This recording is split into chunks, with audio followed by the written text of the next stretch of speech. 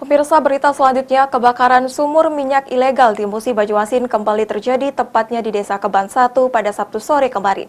Tidak ada korban jiwa dalam peristiwa ini, namun sempat membuat heboh warga.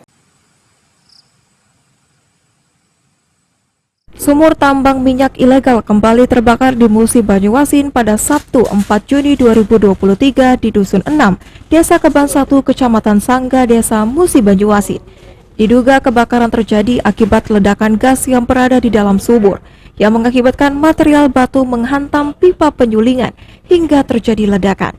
Sementara pemilik tambang bernama Leo Chandra, warga asal Desa Terusan, langsung ditangkap aparat kepolisian unit pidana khusus Polres Musi Banyuasin saat tengah berada di rumahnya. Tersangka kabur usai melihat peristiwa kebakaran sumur minyak ilegal miliknya.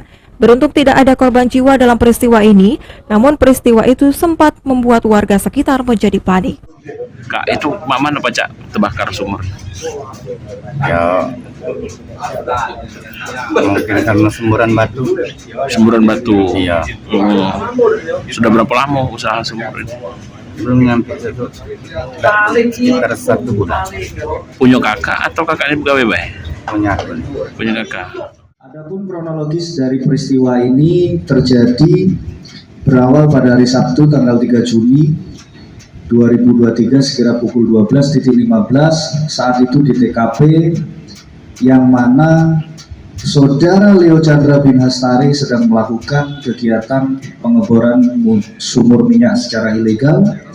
Kemudian saat kegiatan pengeboran tersebutlah berdasarkan dari keterangan saksi dan olah TKP didapatlah keterangan bahwasanya pada saat terjadi pengeboran keluarlah material batu dari dalam sumur bor, kemudian terjadi gesekan dengan pipa galvanis dan karena gesekan tersebut menimbulkan percikan api sehingga terjadi kebakaran.